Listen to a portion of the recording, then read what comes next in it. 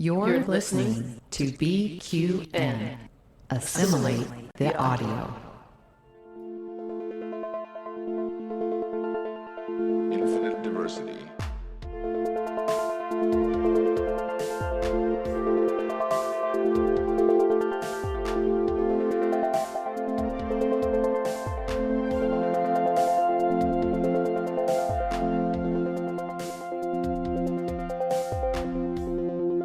Live long and prosper, and welcome to Infinite Diversity, a Star Trek Universe podcast here on the BQN Podcast Collective.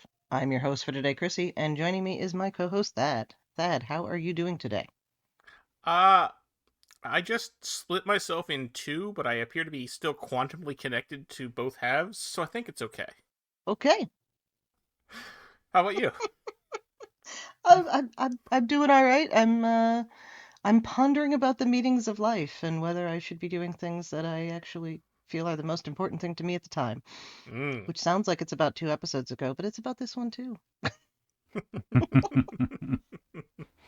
And also joining us today is Caleb Dorsch of the Starfleet Academy Awards podcast. Caleb, how are you doing today?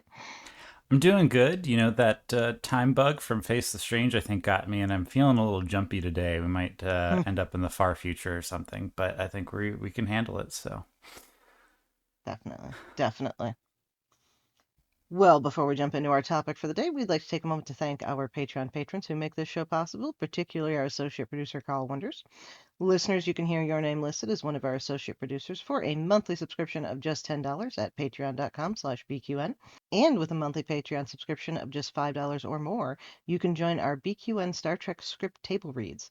Watch your Patreon messages for information on these and other fun opportunities with your collective. So, listeners, you may have noticed that we have the same guest 2 episodes in a row, and that's because we are actually recording these one right after each other.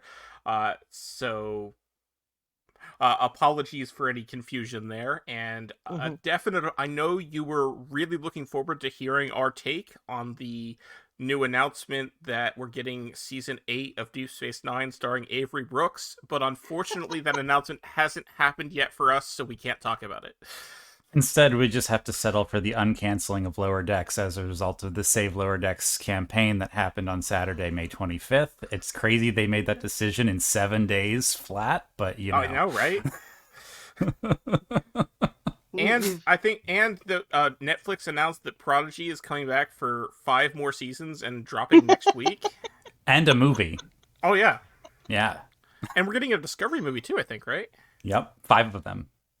Excellent. 5 of them? Yes. 5 of them. And Alex Kurtzman's contract has been renewed until 2063. And he will be fired at least 12 times between now and then. A week. 12 times a week. Yes. That could be nice. There you go. Yeah. More than once a day. Oh, I always do get concerned that there's going to be some big news between. I know, right? But we can always pop on and do that. But yeah. Well, didn't we have the freaking strike ended like a couple hours after we recorded one of our episodes. Yes. But at least that wasn't so far in advance. So there's that. But yeah. All right, well, much as I don't want to get into this because it means that it actually is over, let's talk about the series finale of Discovery, Life Itself. Caleb, thoughts on this episode? I really liked it. I thought, as a finale for this season, the finale itself was good. Obviously, it was not planned to be the series finale. I am thankful for the epilogue that we get. And I really like aspects of it, but it's tough. I have a lot of conflicting feelings, and I wonder how much of that is just still anger at the fact that it was canceled, and if that's coloring my opinion of things. But as a whole, I think I can say I liked it. I feel like some of the choices made were obvious choices, but still in line with the characters as we know them. So I'm ultimately okay with them. A lot of action though, very well paced for for something that was 86 minutes long. Like I thought the pacing was really, really good, even with the epilogue, and I thought that for the majority of characters, where we end is pretty satisfying. Some more than others, but for the most part, satisfying. Okay. And Thad, what are your thoughts overall? I like a lot of things that happen in this episode. I am very annoyed by several things that happen in this episode as well. Yes. Yeah. Yes. I think I can concur with you there. Yeah, I think it was an excellent season finale. It was as series finales go, it wasn't terrible. We'll get more into that as we go. I don't love what they did to make it a series finale. Well, that's complicated because I like a lot of that too, but there's a lot of that I don't like. Yes. There's one huge element of it, and we're all just jumping around it, I suppose, because we're creating suspense so people continue listening to our episode, right? So... Obviously. Yeah. And we keep a somewhat linear show here. Somewhat. We're more linear than the prophets. We'll say that. We exist here. We do exist here. So I guess let's just I liked it too. I thought it had some really interesting elements, and let's just jump right in. So I didn't know what to call this thing, so I'm calling it the progenitor construct. I love that. Because that sounds fancy and, something. So we start out with Burnham on the progenitor construct. Did you guys think that we were going to run into Iconians? Because that was what I thought for a minute. That's yeah, would have made sense. Yeah, it felt very Iconian. My first gut, actually, I was like, holy shit, we're doing Interstellar. Like, we're in a Tesseract. And that's the end of the show. All right, cool. Yep. When's Matthew McConaughey going to pop out of the portal? Like, no, I'm kidding. All right. This is the end. So, Burnham kind of figures out that these are all little windows to planets that we think have been put there by the progenitors. We find out differently later. The first one she goes into, of course, is a huge hurricane over rocks, which for a moment, actually, I thought we were going to end up seeing the prophets. I mentioned that earlier. Yes, because it was very similar reminiscent. to of what Sisko and Dax ran into in the wormhole in Emissary. Technically, it's only what Sisko saw. Dax saw a idyllic park. Yeah. Yes, when it blinked, I think she saw the other, but that's it's okay. Yes, so what one or both of them encountered, but that would have just been too. I wouldn't have minded that, but people would have probably said that was too small universe. But so she's dealing with these Breen. There's the one Breen that's already dead. I don't know if that was the one who had the tether or not. We don't know. And then the other one runs into her and attacks her and then gets blown away by the hurricane and then ends up back on the construct, and she ends up having to phaser him. Yeah, and she uses the hurricane force winds to fly back into the spot where the construct is. I like that. Yeah. It felt a little superhero-y for me, but it also worked scientifically, so I was like, okay. And I like when she gets back in and she's like, hello, gravity. Yeah, hello, gravity. I mean, it speaks also to just the sheer magnitude of this place within the portal. Like, it's somewhere you could easily get lost, hurt, maimed, dismembered, whatever. Like, I feel like I needed Hyrel telling me, all the things that could happen to me in this Tesseract. Because you're in an unknown place. You have to figure out the physics of this place, how it works. Very clearly, there's some really wonky things happening here with, gravity bending and light bending and all sorts of things. And yeah. Yeah. The only thing I don't think I liked about this sequence is that, you know, when they start fighting, when Maul and Michael start fighting, I felt like they were fighting for like 15 minutes. It I don't know did if seem like it it was went a on it for a felt, while. I was like, this is a long fight for them to ultimately just say, okay, we're going to work together. Like, maybe if they trimmed And there was a lot of couple spinning. minutes off of that. Yeah, a lot of spinning. And also, like, Michael Burnham is someone who can beat herself up in a fight. Why is it such a struggle with Maul? Like, she's a kid. Like, you know what I'm saying? Yeah. Like, She's a kid, but And she's also- also scrappy. She's been around. that's true. Yeah. Yeah. And as to the length of the fight, this is an Olatunde Osunsomni episode, and he That's does fair. love his extended fight sequences. Extended fight sequences that are well choreographed. Sometimes they're spinning upside down in a barrel, like Michelle Yeah. Yeoh and Nan. But you know, Yeah. this is kind of like that, I guess. You know, knocking each other off of the paths and falling into other random portals and back and whatnot. And so that spectacle of it was cool. It just felt like it went on a little long. Yeah. Yeah. And also, like, she knew that she had recently repaired a bleeding femoral vein, so she could have used that to her advantage. But you know. Mm-hmm. Well, maybe the dermal regenerator means that it's no longer weak.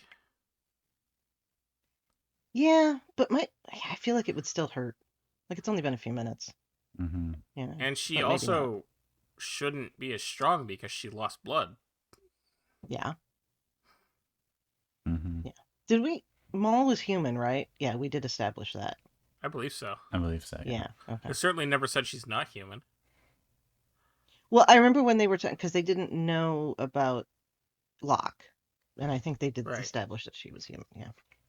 All right. Well, anyway, yeah. So that happens, and then we go into the opening sequence, which has elements of all 5 seasons, which I thought was really nice. Okay, that went over my head. Same. I'm I gonna did have not to catch rewatch that. that. Really? Yeah. Oh yeah, the Red Angel shows up, and oh, what else? I gotta go look at it now. It starts with all the the dilithium pieces. From Time Crystals. Yeah. Yeah, and then there's the picture of the chair, which I think wasn't in this season, and then there's the Discovery flying through the 2 batleths, and the voice print of Zora, and the old flippy communicator. Sorry, I've got it running right now. Yeah. Yeah, so I thought they did a nice job with that. Nice. That's cool. Yeah. Yeah. Nice little editing touch on there. So I would have appreciated if they had done if they'd put everybody's names in the credits. You know, at least everybody that was all the way through. Right. You know, you didn't have to put in like all of the Enterprise crew from season 2, but you know, it would have been cool. But Yeah, But that's don't like a SAG criticize thing, over I what I think, would have with, yeah. Sometimes I think that's like a SAG thing with how they bill, and if they're billed a Oh, certain that's a way, good I think point. it's probably Yeah. tied to pay as well. Yeah, okay. All right. Well, so then we pop back out, and we are in the middle of a fight with the Breen. Discovery is damaged. Tahal is an hour away, and we have to deal with all of this. Yes, I'm jumping around in the outline because I did the outline a little more Yeah. topic-wise. Yeah. So there's some Breen fighters. They are going to deal with this by it reminded me of what Kern does to Duras's ships in Redemption when they fly past that star. And they like I don't remember if he fires torpedoes at the star or what, and it just pops up and burns all of them, and it's you know. Mm-hmm. Yeah, where they dragged him into it was like a gas cloud, right? And they had to destroy the plasma. Mhm. Yeah. And I am That was jumping really ahead a little cool. bit, but it was cool. It was cool. Again, going back to what we were talking about in last week's episode, this season we are seeing some really cool ship-related things we didn't know the ships could do, things we haven't seen on this scale. You know, we'll talk about the big one later, I'm sure. But like even this, cool. Just like this is very reminiscent of. Actually, it reminds me of Insurrection a little bit, right? Like let's use the. So you're an Insurrection apologist now too. Star Trek Insurrection. God, yeah. It reminds me of Star Trek Insurrection, where we use the.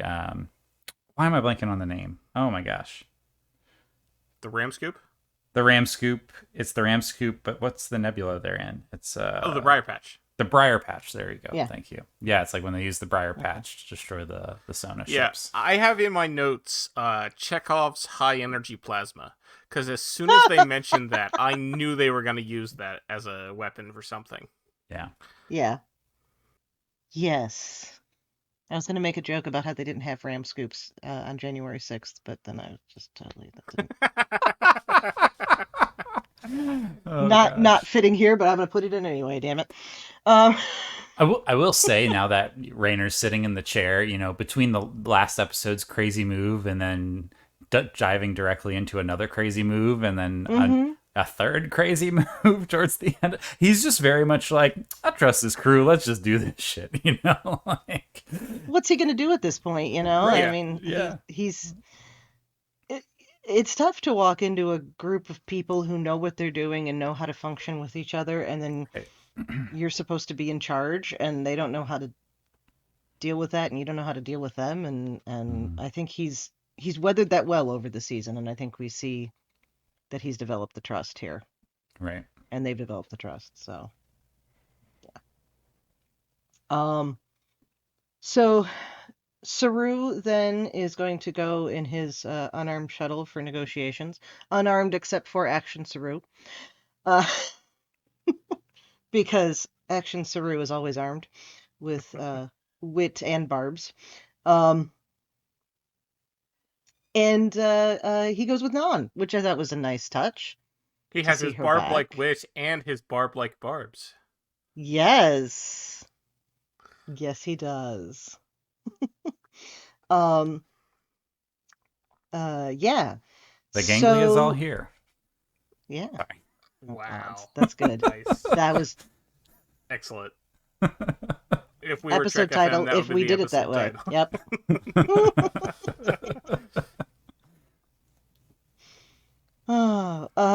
Right. I mean, except it's not, because he doesn't have those ganglia. I know. The ganglia aren't all here. There you go. I don't know. Are the barbs? I mean, the I assume barbs there's a are replacement for the ganglia. Yeah. Yeah. When the ganglia falls out, the barbs come in. Yeah. Right. So they do get in communication with Tahal. Tahal just kind of like, well, whatever. You're in an unarmed shuttle, and I don't care. Mm-hmm. And then we jump back over to Discovery for a bit, and then we'll come back to Saru, and we jump over to Michael and Maul in the construct. Actually, is where we go from there. We talked about the fight. It did seem to go on forever. But then Michael figures out that how to get into, again, not sure what to call this. I just called it the background. I kind of wanted to call it the back rooms, but it didn't. It wasn't really a room. But the back room. It's like those. It's like the tunnels underneath Disney World. Sure. Yeah. And there they find a monument to one of the scientists. Now, I don't remember which one died there. Well, it wasn't Janal. Right. I think that's all we can say for sure. It wasn't Janal, and didn't they say the Betazoid ended up at the library? Right, yeah. Right, so we don't know beyond that. Okay. Yeah. Good, then I feel better having been like, I thought I was supposed to know who that was, and I don't. I don't even remember who they all were at this point. Yeah, there was a Romulan, there was Janal, there was it wasn't the Romulan, because he was on the Romulan ship in the beginning. Right. There was the Denobulan. Yep, there's from the Whistle Denobulan, Speak. And the Terran, who ended up an admiral. That's true, the Terran from Mirrors. Yeah, but who was who did the booby trap planet? Oh. The booby trap planet. Yeah, from Under the Twin Moons. Yeah, Under the Twin Moons. Who did that? Oh. Wasn't that the Romulan? Yeah, that's what I Yeah, thought. because It was she was right. talking about the Okay, well, backdoor. actually, if a scientist died on the barrel, they wouldn't have done the clues because they would have been dead. Well, So this is unless their final act was to place maybe it was the Betazoid that placed it and then died in the portal. no, because she No, because she's back on the library. because she spent the rest of her life at the library. Oh, okay, I missed that part. Maybe there was another scientist. Yeah, I'm that we thinking there's never another. This was a heard different about. scientist who wasn't one of the ones that did the clues because they were already dead. We need Kovich's Okay. list. Yeah. Okay. Oh, yeah, maybe this is somebody that those people found, Mm-hmm. and they just created a monument. Or it could be when they were all there, one of their number died, and then when they left, they all were like, oh well, we need to hide these clues, but Mm-hmm. that one's Oh, already I see gone. what you're saying. Yeah. Mm-hmm. Okay. Maybe it's someone we Okay. knew. Maybe it's someone we knew from like the TNG era who's like Bruce Maddox or something. We'll Well, no, Bruce Maddox. No, we know what happened to Bruce Maddox. We know what happened to Bruce Maddox. we'll wait for your Calibrand to do the deep dive, and then we'll know for sure. Yeah, actually, yeah, that's the disadvantage to doing this early. Yes. Is not having other people's commentary. And maybe not this having is a where copy Dr. of the Soon ended up. episode with subtitles that I can scrub through as we talk about it too. Yes, I yes, know. I know. Okay. I know a very low likelihood that anybody from Paramount Screeners is listening to this, but for God's sake, for the great bird of the galaxies and the prophets and all of the rest's sake, put the damn subtitles on it. There has to be a person who is doing who needs these early releases who is deaf. Yeah. Okay, Mhm. there has to be, and you're not being accessible. And I'm not deaf, but I still like to use subtitles when I watch pretty much everything. Yep. So like Me it's too, but yeah. It's and if you're gonna tell me that they don't do the subtitles until like the week before, I don't believe you. Yeah. But I think it's partly because they know the subtitles could, like, someone could leak the entire script, I guess, but someone could leak the whole That's not a good reason, actually, now that I think about it. Yeah, if that's their concern, they need to not give this to anybody who's a fast typist either. Yeah. Embargoes exist for a reason, and Yeah. they get revoked for a reason. So Yeah. Exactly. Yeah. Anyway, Anyway. Give us subtitles. um, I know it sounds very entitled to be complaining about, Yes. yeah, but at the same time, right. That's were why I talking came at it about- from the accessibility standpoint. yeah. We were talking about the monument, right? So now we're Yes. looking at so they're in the room with the interface with all the Mhm. the triangles, and I don't know. I get Maul's need here to do all she can to get Locke back, but she just feels like especially hasty. I don't know. Do you feel like she's been hasty at other points in this season, or is it Yes. like more? Okay. Yes. Yes. She's. Wow, this is going to sound. She's young and doesn't know how to be patient. Mm-hmm. Mm. Mm-hmm. And what I mean, she's probably in her 20s. Mm-hmm. I That's young. mean, yeah, I would say not in her 30s. If she is in her, she's I just. think the actress maybe is in her 30. 30s, surprisingly. The actress yeah. is, yes. Yeah. Okay. But Well, even so, I mean, there's different. You can be impatient and still be physically older, but yeah, I don't get the impression that she's had to wait for things mm-hmm. that she felt she had control over. Right. I guess when you live the courier life, you just go and take as needed. You know? Yeah. Mm-hmm. Yeah, So. as needed, and then add on to that, trying to restore the love of your life. I can understand being hasty with that, certainly. Right. But yeah. Right. And Did you guys have okay? Did you figure out the triangle puzzle with the make the thing from between? Yes. Yeah, I I did was too. I kind of figured out, like, I knew that that's generally where they were going with the empty space. I thought they were going to Mm-hmm. try and maybe do something where it formed a circle rather than a triangle within Mm. triangles, but I did figure out it was about the edges of the pieces were forming the edges of the shape rather than they were all fitting together to make a shape. Um, Yeah, so I felt that was pretty obvious once we saw that it didn't work right when Maul did that, mhm. And it and was I really obvious felt like it took Michael way too Well, long. when Michael like repeated to Maul that it's Mm-hmm. yeah, Mhm. it was, Between and I don't recall the exact line, and I don't have subtitles, but Yeah, uh, it was the shape within or something like that. it build the was shape of the one between the many. Yes, between the many. I Yeah. wrote it down from the previous episode. and Yeah, when she yeah. repeated that to Maul, saying that that's not right, it's the one between the many. It was very obvious to me what it Very should be. Mm-hmm. obvious. Yeah. Mm-hmm. I actually really liked that it ended up being a triangle because of this whole season being very Indiana Jones esque. Like, if you think about the Trinity and how the Raiders of the Lost Ark, it was looking for the Lost Ark of the Oh, Covenant, right? A very religious context. I know it's Mhm. not quite the yeah. same, but it feels like a subtle nod there, at least.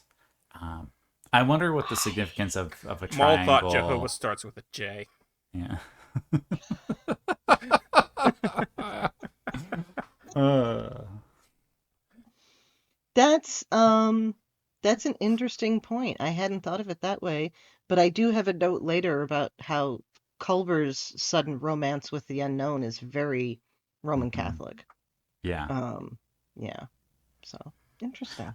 I wonder how the triangle plays into this. Like, if why they chose a triangle, at least with relationship to the progenitors. Um, but, How does a triangle play? It makes like a tinny noise. Yeah. Ding ding ding. Actually, since we were just talking about the Da Vinci Code the other day, I'm thinking, well, it's obviously the divine feminine, which is the process, that Mm-hmm. Mhm. that from which all life comes. But Yeah, they were showing that with a yeah, triangle. Yeah, so yeah. perfect. Yeah, Yeah. Mm-hmm. I believe that over believing that the Apostle John is actually Mary Magdalene in Leonardo da Vinci's painting. Well, there is that. But we're mixing our podcasts. Mm. So yeah, so Michael figures that out, and then this isn't where it breaks in the show, but I'll create the break here. We have Saru again, then talking to Tahal. This is another example of they didn't know that this was going to be the final season, but they Yeah, have this beautiful bringing it all around. Kelpian, my species are first and foremost predators. yeah, that's Hearing him great. say that, and then you compare that to how he described his people as cattle Mhm. in the first episode, it was just so beautiful. It was so Mm-hmm. beautiful. Um, he starts by threatening her with a potential war with the Federation, and then he basically threatens her personally. Mhm. I thought was kind of beautiful. Definitely action Saru.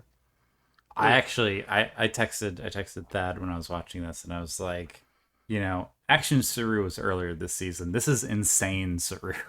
Like, he's And balls Tahal to the even tells him wall that. mad. Yeah, Like, you're wild, man. Like, Saru's very nothing to lose. intimidating here. Like, Mm-hmm. it was really Hmm. cool to see this side of Saru in this episode, and even a little bit later, I know we'll probably get to it in the outline, the true purpose of him combating Tahal the way he did in order to glean different information from it. I was like, Hmm. wow, that is like sinister. That is crafty. Very well played. Like, Five-dimensional chess. this guy is a diplomat. Like, Mm-hmm. you know. Hmm. Hmm. Yeah, and another reason why I feel like we might see, depending on how much Academy gets into the politics Mm-hmm. of the era and when it is, Mm-hmm. we may see him. I hope so. Yeah, I hope so too.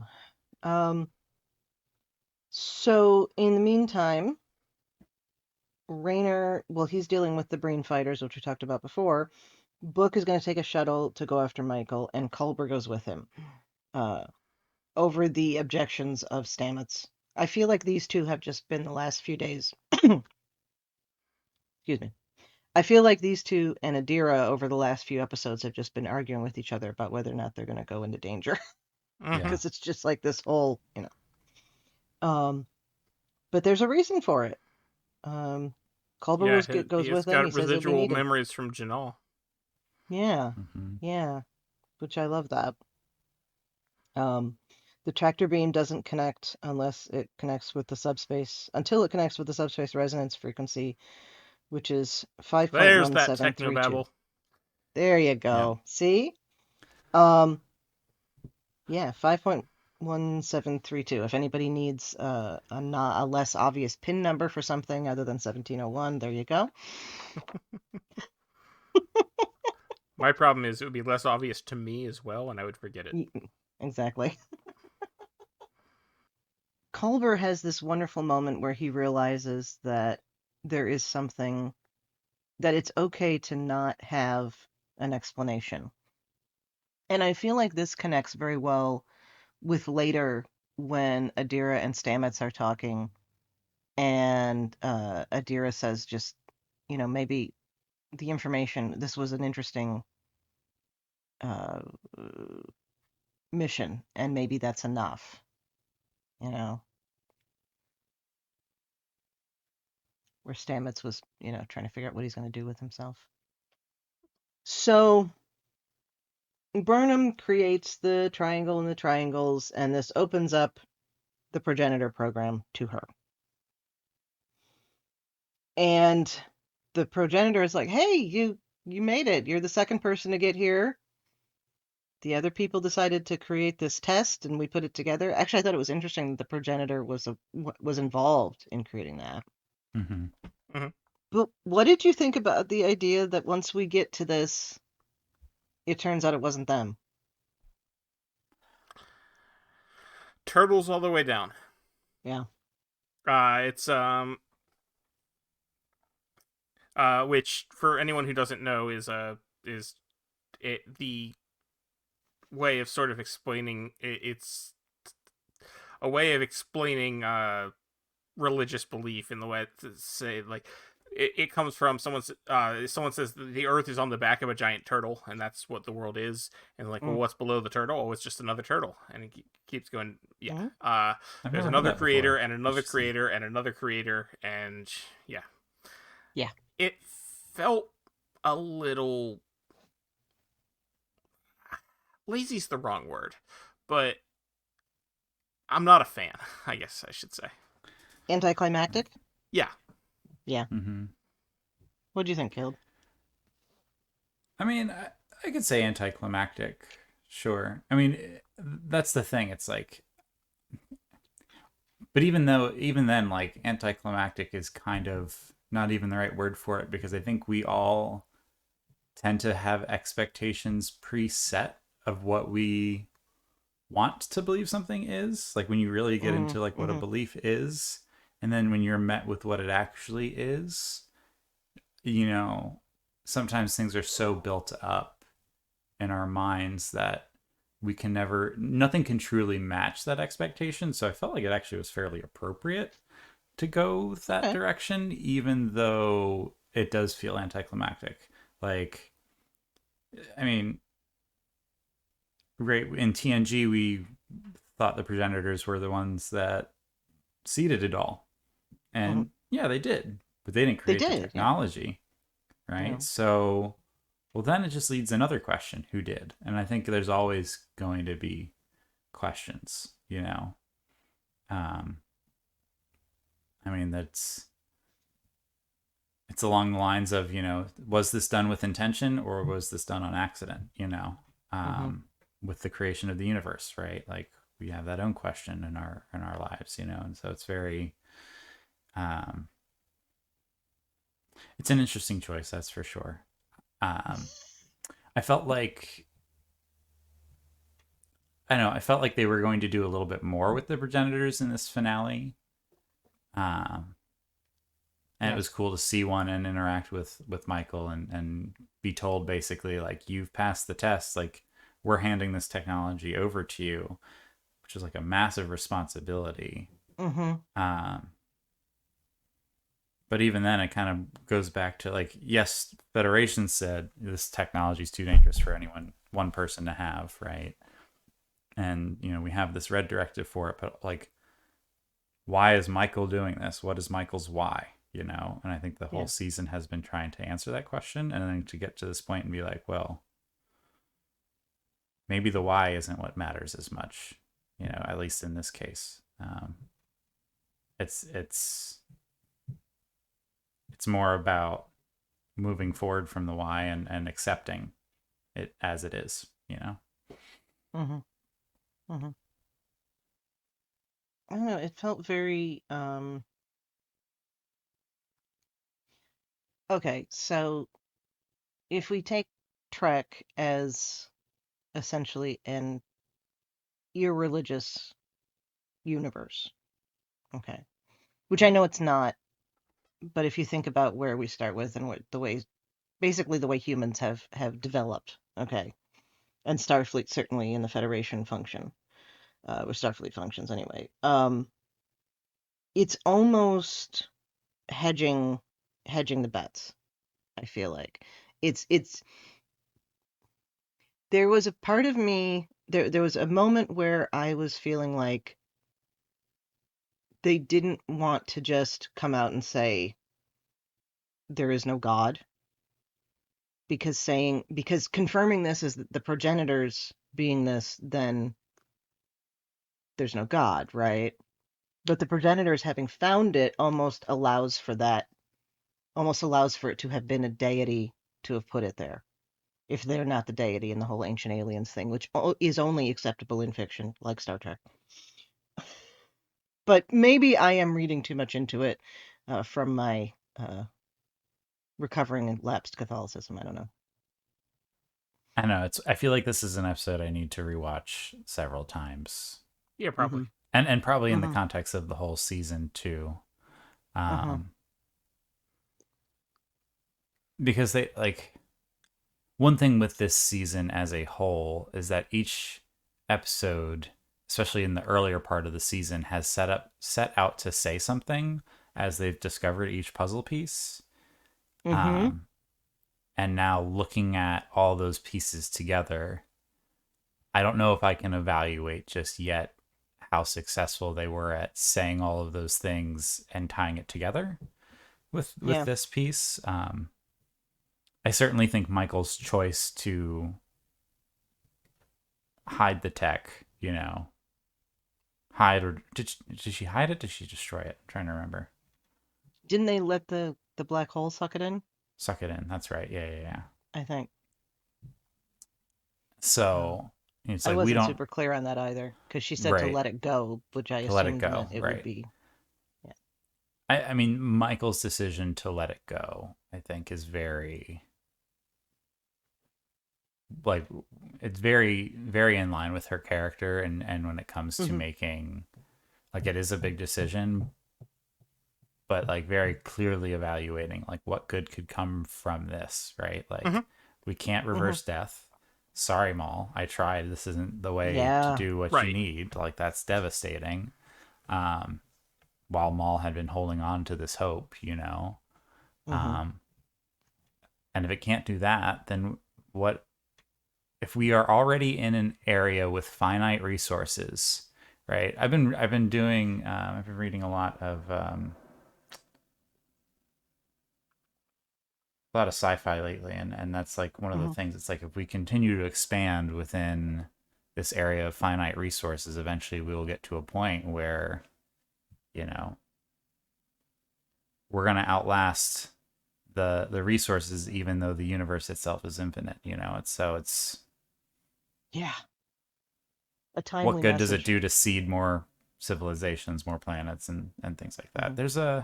It was the Three Body Problems series, actually. The second book, The Dark Forest Hypothesis, was very much about that. That's what I was reading, now that I'm not thinking about it. The whole Dark Forest Hypothesis, essentially that we can continue to expand out into the universe, but every other civilization that exists that we could encounter will only exist to preserve itself, because the resources are finite. And so at that point, like, any interaction we have with alien life is we have to annihilate each other or work together to annihilate others, and then eventually it still comes down to we're annihilating ourselves, Yeah. And what good does that do? So it kind of reminded me of that a little bit, but it is a big decision to ponder. Yeah. So That got deep. Wow. sorry. Mm-hmm. No, No, don't be. don't apologize. It is deep. Yeah. I did think it was interesting that it couldn't reverse death. All of that technology, Right. and they Well, can't it can reverse death. death. It just can't restore the memories that were inherent. So it's actually a really interesting commentary on the soul, Mhm. right? Yes. And the existence of the soul and what makes. Yeah, because it's not making the existing body alive. It's making a new body that's just like the previous body. Right. Yeah. It's cloning, basically. Yeah. It's cloning. And it's one of those things where, like, tying back to what we do know, at least with Picard and with Gray, is that we have, these golems where we can transfer our soul, our consciousness into them, but because that didn't happen before the point of death, Yeah. it's scary to just think like, oh, then the consciousness just dissipates. It goes away. That's it. That's the end, So it's interesting that it seems more like this is saying that there's a very finite thing that happens to the soul at the end. So, And again, very that deep. goes to the whole religious idea, I guess. Right. So, yeah, I feel like that's something that Trek has dealt with before. Like you can duplicate the body, but the person is not there, Mm-hmm. or the entity is not there. I don't think we didn't have enough time really, and again, this might have been the sacrifice of things we would have seen next season. Mm-hmm. But I feel like, Maul is just, by the end of this, she's just kind of like, whatever, and she's not dealing with it. But we only see her for a few minutes, so, who knows? I did like the brick analogy, because Burnham says, oh, if you can manipulate the time, then you can build an army and just make it appear. Mhm. And, yeah, a brick can build a house or So, but like, break it could down. they? Because the army wouldn't have any. We've already established they wouldn't have like memories and thoughts. So like, you'd have these soldiers, but they'd still need to be trained. Yeah, but if you can manipulate time within that construct. Oh, You could train them. I Yeah. get what you're saying. Okay, yeah. So yeah. I read it as like you can build them, and then if it takes 5 years to train them, you can still pop out 10 minutes after you left or whatever. The scarier thought is like, what if the Borg got a hold of the progenitor tech? That's game Oh, over. jeez, yeah.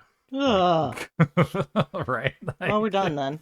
Yeah, everyone's done. That's it. So The thing about the death, though, and I just popped in my head before we go on to the next thing. We have met entities that can reverse death. Q can. True. And so there is still that element of the progenitors are not as strong as we thought, and they aren't So, magic like the Q, I guess can you could say. Q reverse death, or can Q stop death from happening? Well, Think. they reverse I mean, death in. Well, I mean, it's not on screen. This is all the Voyager novels, the Bayer novels. Well, yeah. Right. Eternal Well, Tide. yes. Okay, I didn't think of that. Yeah. But I mean, on the show, what we've seen Q do is stop Picard from dying in Tapestry, but not technically Yeah. reverse death. Right. And where we saw him, because we saw him reverse death, but we don't know. Some reverse death in Hait and Q, but that was within a context of his own making, so they might not have actually been dead. Mm-hmm. Okay. But Riker does say he has the capacity to do so when they find that little girl dead. Oh, that's true. Okay. So, but then And he Riker doesn't would do know. it. So, yeah. I don't know. Okay. Yeah, well, Q himself says he's omnipotent, so Right. But then he ends presumably, up dying. but he True. could have reversed it if he wanted to, or could he? Yeah. Yeah. Well, Physician, yeah, that's a good can question. you can Q make a death so powerful that even he can't survive? He can't reverse it. I mean, we all know that George no one in Carlin. Star Trek is truly dead. Those bridge crew will always be coming back to life, Oh, though. yeah. And Mhm. Black Mountain. and someone else that we thought was dead at some point in the Star Trek timeline also comes back in this episode, and we'll talk about that later, Mhm. right? So, And that was just like, time wise. yeah. Okay, so yeah, and we do see Q after he died, except it's not, don't think so linearly. Right. Although, getting back to the thing about putting the consciousness or the soul into another body, Mm-hmm. that's the first and most famous Trek resurrection, because we have Spock who's recreated. So, Mm-hmm. It's true. But in that case, it's because they had the soul on hand. that's what I'm Yes. saying, though. Yeah. But Yeah. it is that same thing. If they hadn't, then you just would have had, a body that was Spock's body. Mm-hmm. Yeah. Well, I don't. There was no point at which I thought Burnham was going to be like, "Oh, this is awesome! Yeah, let's use it to do stuff," because that's just not what the story is. So that wasn't ever going to happen. Yeah. I mean, the one thing, like, if this was known to be the end of the show rather than a season that was filmed and they went back to do an ending, I could have seen them maybe trying to have a parallel kind of ending for Burnham. Mm-hmm. One that's parallel to Cisco going up into the wormhole to be with Ooh. the aliens, right? Like, Burnham could have just lived in the technology and created her own world in there, outside of time and outside of everyone else, and that's, but Do you I think don't know what that would have Spock served. remembers what happens to his body in Star Trek 3?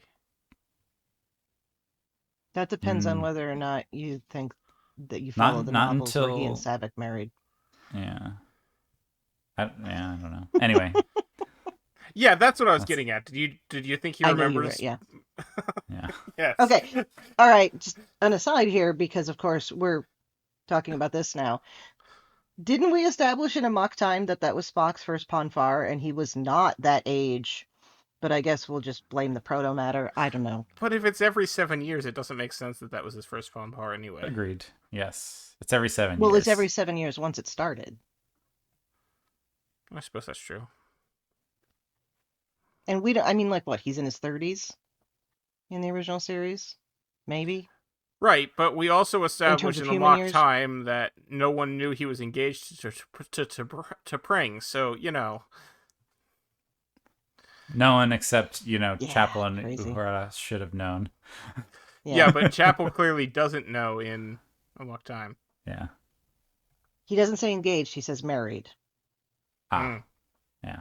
Still, You can though. hang your head on I need that to go back and because I got to yeah. go back and rewatch. we had this conversation. That's a But, pretty not very well driven in nail to hang my hat on. I'm just saying. All right. Okay, Well, it's let's a white hat. let's get back Anyway. on Discovery. And Caleb keeping us on track. All right. yes. So it was really no surprise that Burnham was gonna, make this power go away. And I did like the idea that how she says, the people who created it, if they need it used, they'll know how to create it again. Yeah, that's a good point. Which is a good point, I think. Yeah. So, and we didn't. So while that's going on, Rayner does this really awesome thing, figuring out that you can split Discovery in half and then jump the Breen ship somewhere else. That was super cool. That was That was super cool. that was super probably cool. the coolest thing we've ever seen. Like the fact that we started the series with the spore drive, which is already really cool and out there and different. To then do a saucer separation and essentially use each half as a tuning fork to resonate in between the 2 points, good and analogy, then yeah. have them jump in between. Like, I had not considered that. Well, actually, no. There is some precedent at the end of season 3. Discovery and Osiris ship jump together in tandem, right? And so that we know the spore drive is capable of taking things much larger than just Discovery. I just thought it was interesting that they were able to do it as a remote kind of thing, where it's like, all right, it's in between these 2 points, and now we're going to blast this Breen ship into the galactic barrier, and not go with it. I expected them to have to blink there and then blink back, Right. I'm wondering how long it will be in the 32nd century before that ship comes back. Will we see that ship again? How long did it take to get from the galactic barrier? Well, it depends on what part of the galactic barrier they went to, too. Yeah. Because, for instance, we know that part of it is easily accessible from the Alpha Quadrant, because they went there and where no man has gone before. Yes, but that was they only got there because Gary Mitchell was using his powers to accelerate them well past warp 10. I thought it was the galactic barrier that gave Gary Mitchell his powers. Yeah. Oh, that's right. Yeah, that's right. I'm thinking of the Traveler, maybe. It was actually Q, if you go by those novels, but that's a whole other. But if we look at the map of the galaxy, if, say, they go to the galactic barrier in the Delta Quadrant, it's really far away. That's fair, yeah.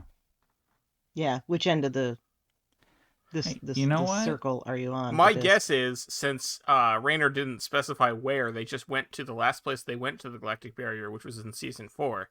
And that was far away because only Discovery was able to get there. So, yeah. All right, I'm waiting for the David Mack novel where the Breen and Species 10C have a showdown, and... Ooh.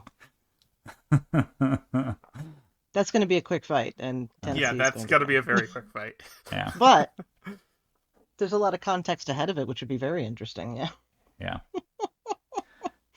I mean, I don't feel bad. What kind of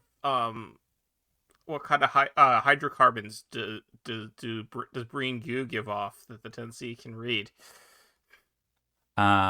It's mostly actually ones that trigger olfactory responses, because it's probably pretty stinky inside of those refrigeration suits.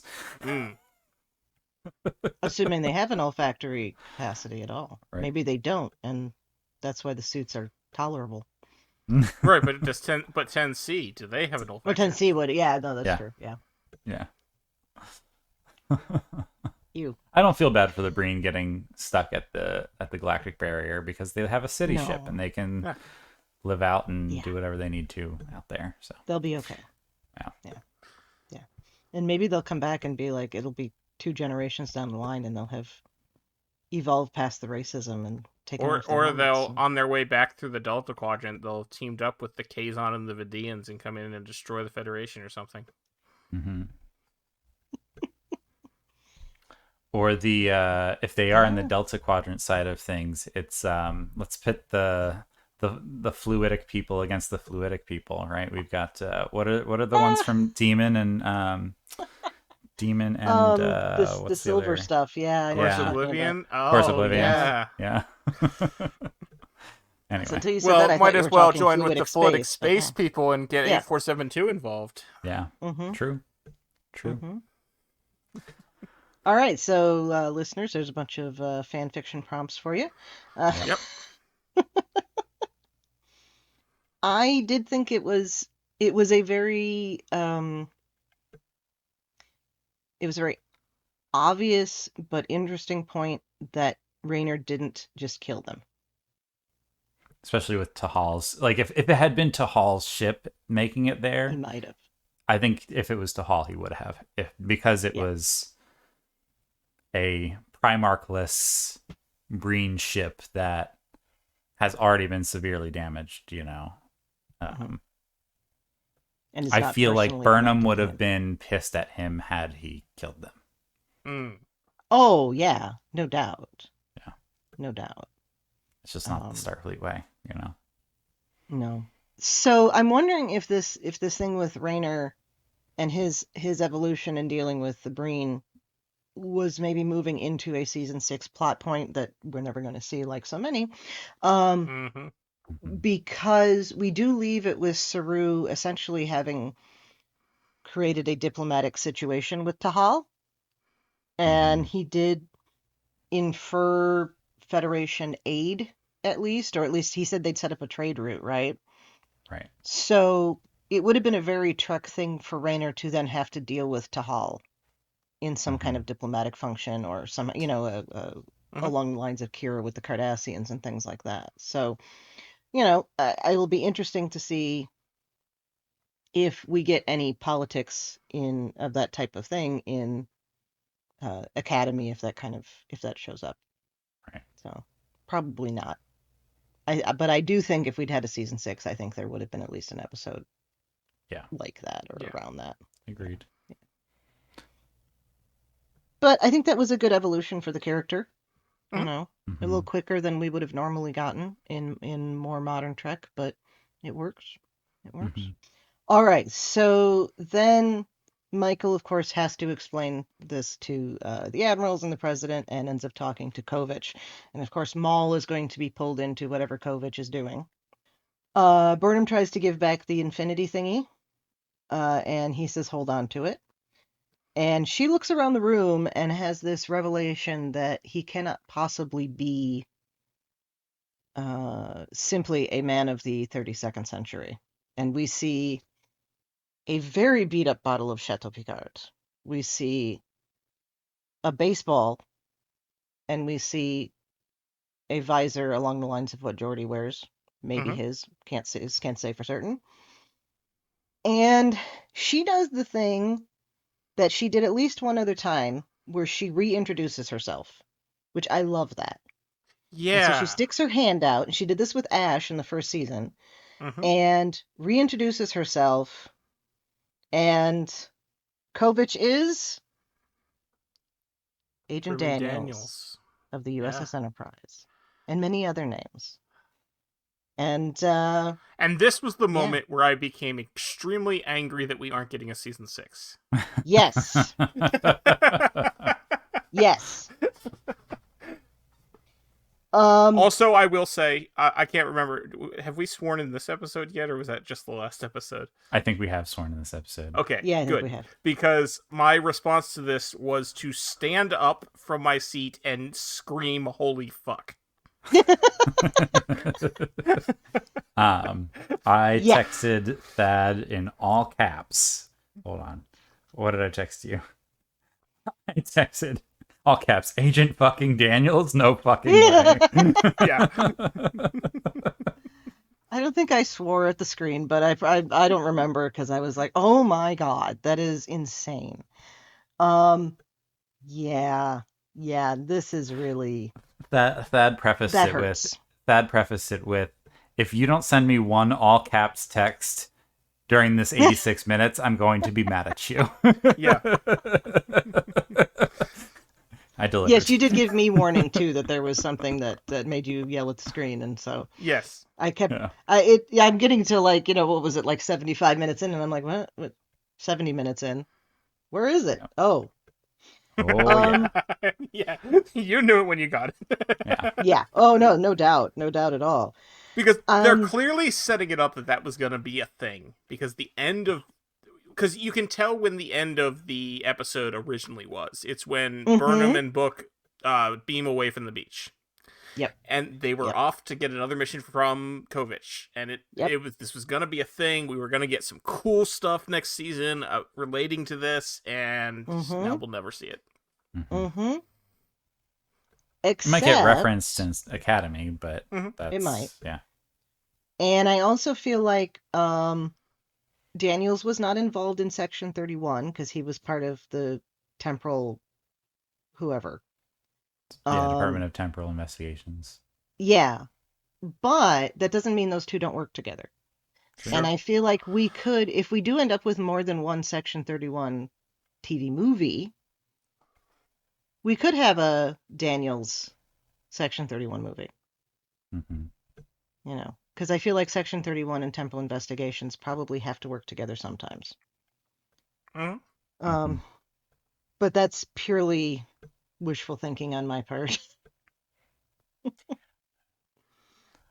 Ultimately, you know, there's been a lot of debate, I think, on Twitter and in the fandom about whether or not people want Kovich to be explained, like as to who he really is. Yes. And I know some people were like, he's Future Guy, and other people had other theories and whatnot too. And yeah, he still could be Future Guy. Daniels could have been Future Guy the whole time. We just would never know, right? Like, but I am super on board with this reveal, and I'm really happy with it. And I think it makes a lot of sense in the context of what they had to do with Giorgio in Terra Firma, you know, and just what the fact he knows. He knows, yeah. He knows so many things. It's just really interesting to see the ripples of the temporal war. Of all of the reveals of who he could have been, I think this one keeps it in the dark the best. Mm-hmm. So we do have both. We have both scenarios. We still don't really know that much about him, but we know who he is, and I love that. So. And he said, he's like, I've lived many lives, but most commonly as Agent Daniels, basically, is what he said, right? Yeah. So yeah, something like that. And that makes me wonder if he's human. It makes me wonder how much he's jumped around. You know, if he is human, you know, how much he's had to jump around, and if he's not human, then what is he? Right. Again, all lost to season 6. But wow. Yep. Yeah. Listeners, I don't usually do the call out of like, tell us what you thought, but please tell us what you thought. I'm sure it will be the hottest topic when everyone, you know. Okay, yeah. So we're recording this the Saturday before it drops. Yeah, Trek Twitter is expect going it- to be insane. Yes. It's gonna explode. Yes. So the biggest thing, you know, we can actively do is warn people, please mute the hashtags until you have a chance to watch. You will get spoiled. We now warn people After an the fact. hour into our review of the episode that if they haven't seen the episode, they should mute the hashtag. Saru and Tarina's wedding is the last part of this, and was supposed to be the last part of the episode for the season. I think it's pretty obvious. And it's a great scene. Yeah. Oh, it's wonderful. That's beautiful. It's wonderful. And shout out to Abby. I know Abby's going to be listening to this and just ranting about how awesome all of the costumes are. Beautiful. They are a beautiful couple, and just the way everyone is dressed, honestly, is just phenomenal. So. And I love how it's got Abby will Kelpian listen to this elements. along with the like 500 other podcasts she listens to in a week because she's amazing. Yes. I don't know how she does it. Yeah. 2.5 speed. Yeah. No. Yeah, double speed. Sometimes, that works. Yeah, I feel like the ceremony was missing, but at the same time it wasn't needed. But I would have liked to have seen how they put it together, I guess. And who'd performed it. Yeah. You know. Like my vote's for Federation President if it wasn't Michael, which it wasn't Michael. Because she says the ceremony was lovely, so. Yeah. Okay, anyway. So then we get to Michael and Book finally working things out. In the most Michael and Book way that they possibly could. Like, she's like, yeah, we should do this, and we should do this, and I never stopped loving you, but she doesn't say that. Right. He's like, you love me. It was really cute. It was. We hear that he planted the world root on the planet where they took Molly the Transform, which will be relevant in a couple minutes. I didn't catch that on the first watch, Thad. You and I had talked about that Mm-hmm. for the last part, and I totally didn't catch it until the first watch. He's changed his hair. I don't know how I feel about that. Also, did you guys think it was weird that she had one of the braids across her head, but it was close enough that it looked like it should have been with the rest of her hair? If it Yes. had been a little further down, it should have been like, intentionally across her forehead, but Like it it was looked trying like to it be was like a just... crown kind of thing, I Yeah. guess. Yeah, I did think that looked a little weird. hmm Good, it's not just me. I think I've talked about hair more in this season than I ever have in any podcast that I've done that wasn't directly about hair, and I don't know if I've ever done that. So anyway, yeah, and then she gets so they work it out on the beach, and she gets a note from, or a ping on the infinity thingy from Kovich, and it's the two of them and Grudge off on adventures together. And then we get to season 6. Just Yeah. kidding.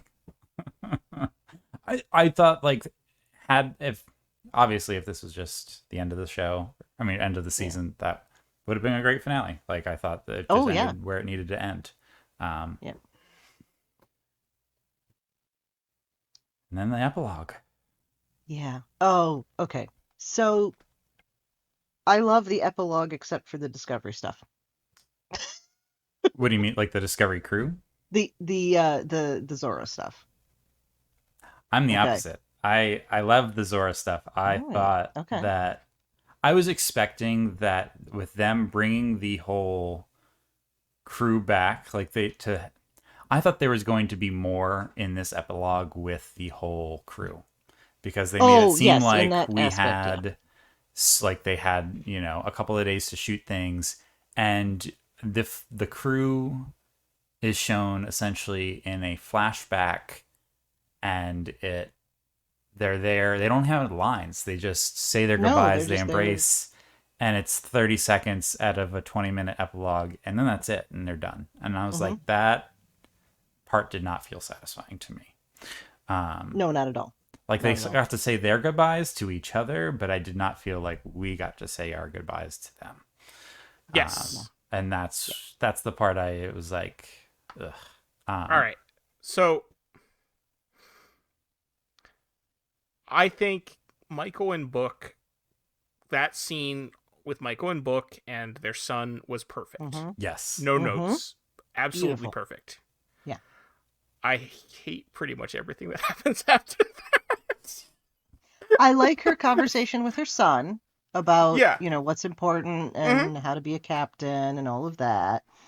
And I'm hoping that maybe where they pick up Starfleet Academy, if we jump a decade or so, or 15 years, that we might see, him as a young man starting at the Academy. That would be really cool. Mm-hmm.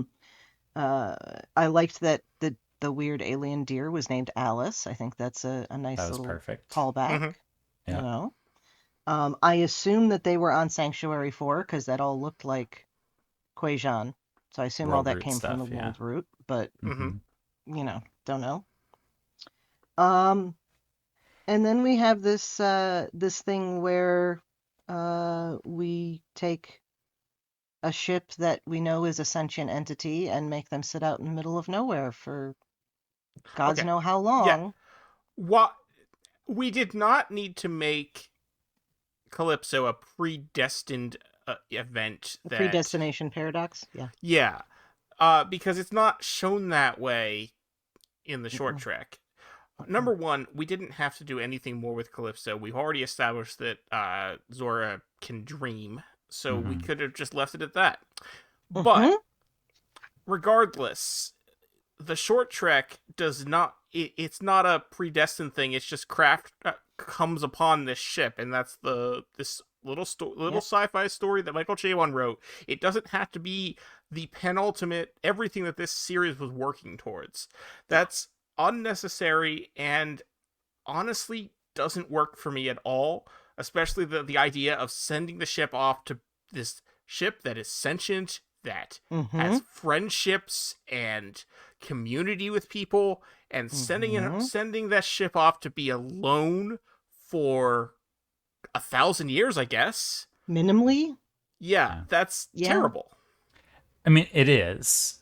The thing that, for me, because of this time jump, Zora was already alone. It seemed like it was already decommissioned. The crew that was the Found family had not been there for a long time. Burnham was promoted to an admiral already, right? Like, I don't think any of the original crew was there. I think it's interesting they framed it as a red directive and that they retrofitted the ship back to look like it was 23rd century. Yeah. Or 22nd century. I'm sorry. Is it 22nd or 23rd? No, 23rd. 23rd century.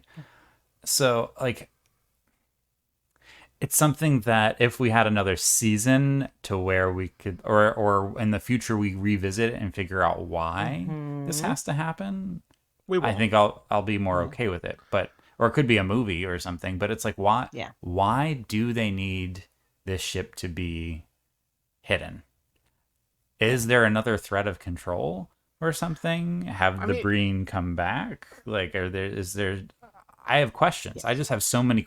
It leaves more questions than answers, I think, is the thing. I do not understand why they devoted 10 minutes of the finale that they went back and reshot to wrapping this up in relation to something that, let's be perfectly honest, the majority of people watching will have never heard of.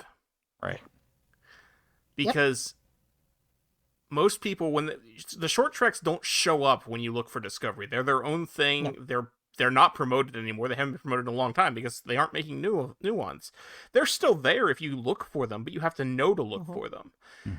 Most people, if they go and watch Discovery, they will never see the short treks. They won't have any idea what this is. And it's absurd to me that they devoted so much of the time to it.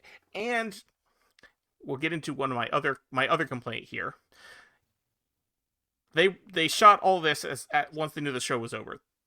They brought the whole cast back for a scene for 30 seconds where they all hug each other. Why? What was why even bother at that point? It was Just do a montage, very much like, it was very much Burnham reminiscing on her journey from the beginning to being admiral, and then saying, like, if this was truly the last mission where they were all saying goodbye to Discovery, and then now Admiral Burnham's taking on the real last mission, like, I think that's what they were trying to do, was parallel that. But I didn't love that aspect. Even, and the thing too is that we know Hugh Culber was not brought back to shoot anything, and he was still there. Wasn't really, well, you could tell he wasn't really there.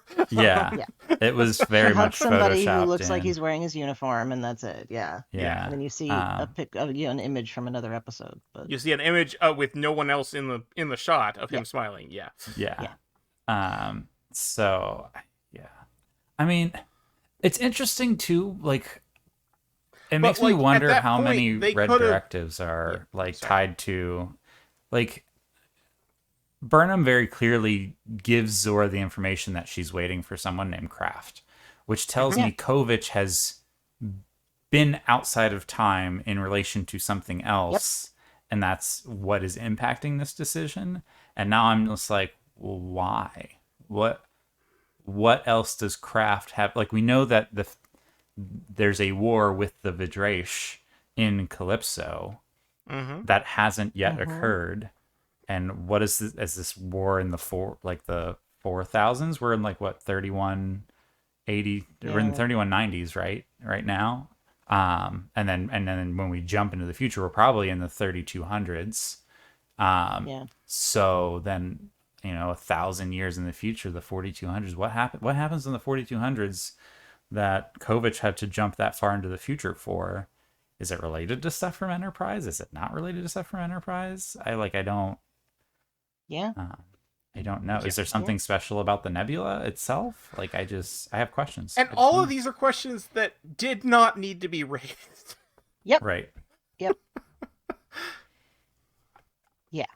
So my biggest issue with this, well, okay, before I get to my biggest issue with this, they did the reshoot, okay, they have to take the ship somewhere.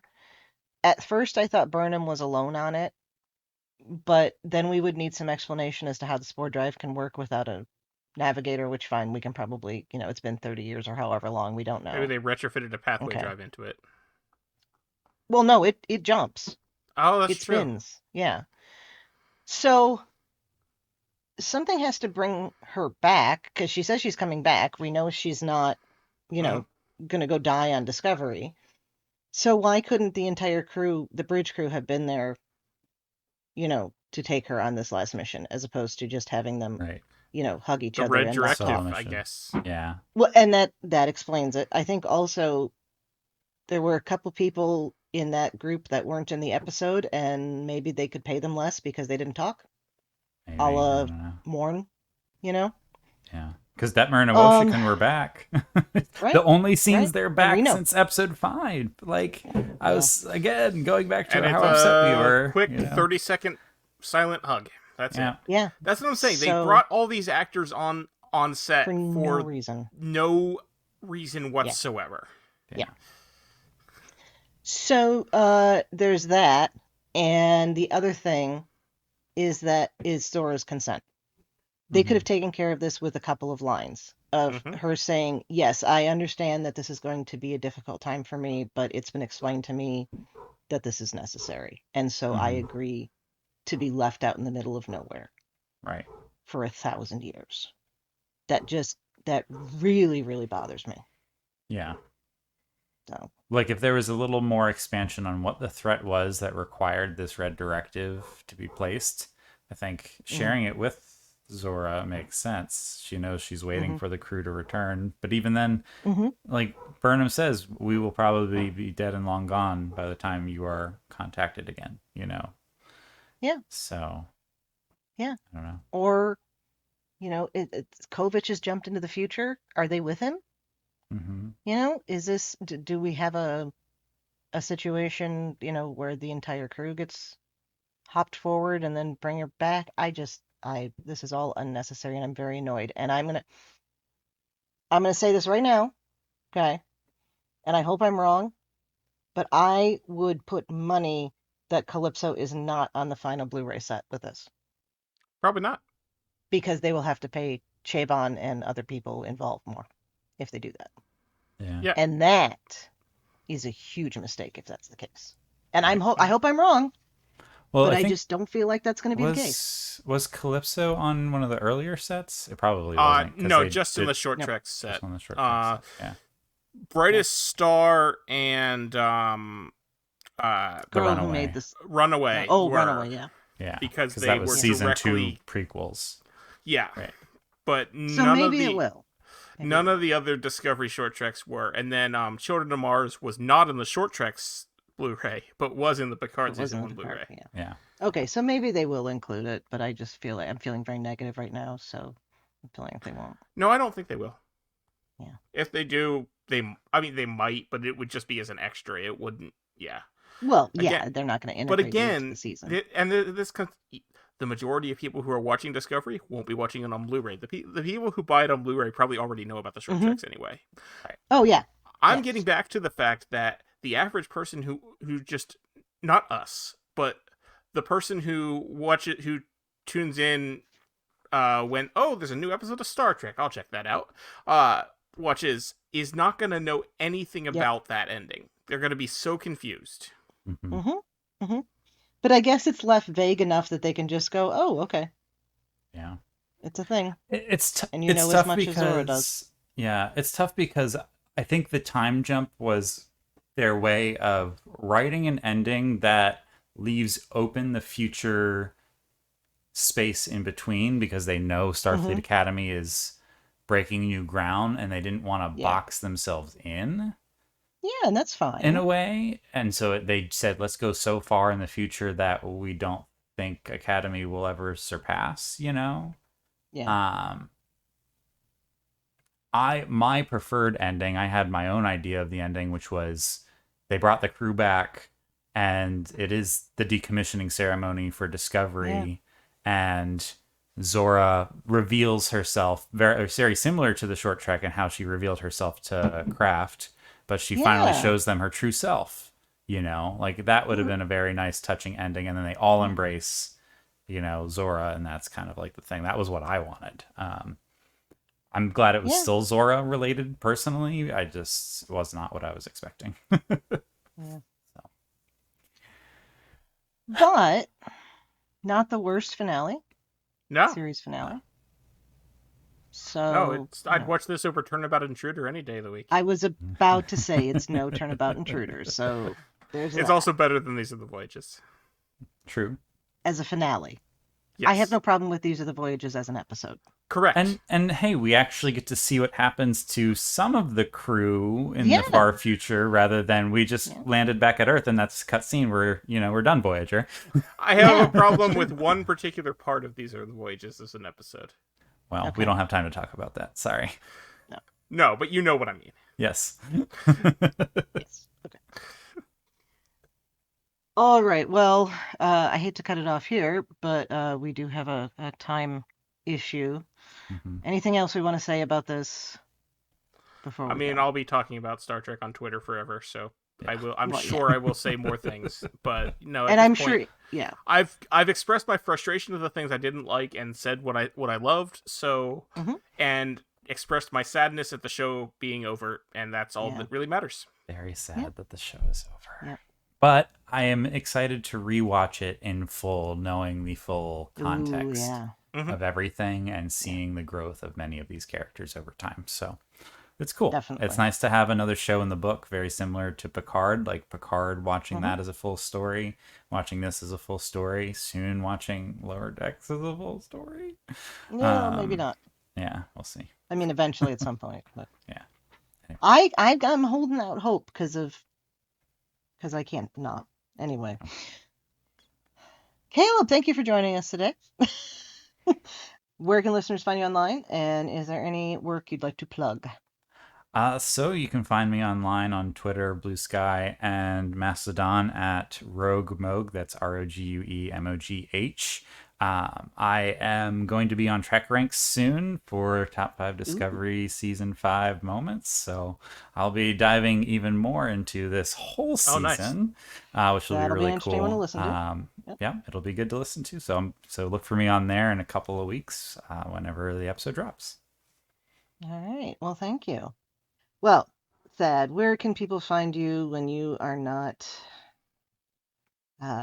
tapping your uniform and going from civvies to a uniform just like that? Which I thought was That'd be pretty handy. cool. Yeah. Best place to find me is on Twitter. I am at Tyrannicus. It's TYRANICUS. You can also see me say most of the things I say on Twitter on the other places that are not Twitter with the same handle. And you can hear me on the podcast I do with my friend Carl called License to Spiel. That's license spelled with a C like the British do it. We started out talking about James Bond and then ended up talking about other movies and TV shows. We are currently doing the Dan Brown, Robert Langdon movies starring Tom Hanks with special guest Chrissie. So those are a lot of fun. Be sure to check those out when they drop. And that's about it. Chrissie, where can people find you when you're not abandoning someone for a millennia? Oh, gods.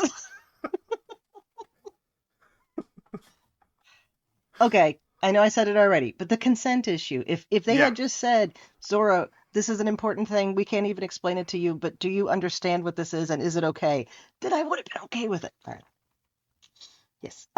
Yes. So, right. You can, in addition here on Infinite Diversity, you can find me on History with the Szilagys here on the BQN. And I'm also happy to chat about our shows in the BQN Collective on Facebook and in the Discord. And I'm also on Twitter and Blue Sky and all the rest at The Goddess Livia. That's TheGoddessLivia, where you can see my opinions about Star Trek history and leftist politics. Don't forget all our other great shows on BQN. Here's Amy Nelson to tell you all about them. What shows are on BQN, you ask? Well, here's a rundown of some podcasts you might be interested in. All Good Things, a Star Trek Universe podcast covering all of Trek, hosted by Amy, Mark, Christos, Kelvin, and Kristen. Whether you've got Xbox or Nintendo, check out Bargain Bin Gamer, a YouTube show hosted by Davey, a self-proclaimed gamer who specializes in reviewing and showcasing affordable video games. 2 episodes enter the arena, 1 comes out victorious. Join hosts Joe and Kevin and a guest as they debate which should win the Batleth battle. Grab your popcorn as you listen to Cinema Z, a film discussion and review podcast showcasing films you probably missed but should definitely check out. Hosted by Mark and Matt. Don your apron for The Food Replicator, where Matthew eats and drinks his way through the Star Trek cocktail and 3 cookbooks. Beam Aboard Galaxy Class, a Star Trek Next Generation podcast covering all of TNG, hosted by Steven. In order to not repeat it, listen to History with the Szilagys, a snippet of historical events from around the world, hosted by Chrissie and Jason. For the newest Trek coverage, check out Infinite Diversity, hosted by Chrissie and Thad. Curl up with a good book and delve into Beta Canon with Peter, host of the online Trek Book Club on Twitter, and his new companion, Trek Book Club podcast. Test your Trek knowledge with Treksperts Quiz, a Star Trek quiz show hosted and written by Davey. Whether you're a member of Starfleet Federation or Planetary Union, go check out Union Federation, covering current Star Trek and the Orville, which we all know is really a Trek show, hosted by Kyle, Kevin, Amy, and Haley. Head over to YouTube and watch The View Screen live on Sundays, your Trek-inspired talk show hosted by Kelvin and Amy, with Season 2 starting in September for a 10-week run. Spill the tea with Christos while he discusses current Trek news and events and explores the world of fandom via guest interviews, all with a LGBTQIA+ perspective on What's the Tea-Bab. And for our Patreon members, we have The Hive Mind with monthly script readings, Let's Fly, a Discovery reaction show, It's Green, a cornucopia of topics, Amy's Math Moments, a quick look at math moments in Star Trek. We know you have a choice of podcasts to choose from, and we thank you for listening to BQN. Assimilate the audio. Thank you so much for tuning into Infinite Diversity. Thank you to Zach Tripp for the wonderful theme music and Mark White for the awesome show art. Please subscribe in your favorite podcast player, and don't forget to rate and review us there as well. If you want to reach out, you can find the network on Twitter at BQN Podcasts, and our show specifically at Edic Podcast. You can also find us on Blue Sky at the same handles. You can also talk about any and all of the BQN podcasts in our Facebook group, the BQN Collective, and in our Discord. When you next hear from us, we will probably be talking about Prodigy. Yeah, that's an interesting point. We don't know when you'll hear from us again, but we'll be back. Yeah. Until then, peace and long life.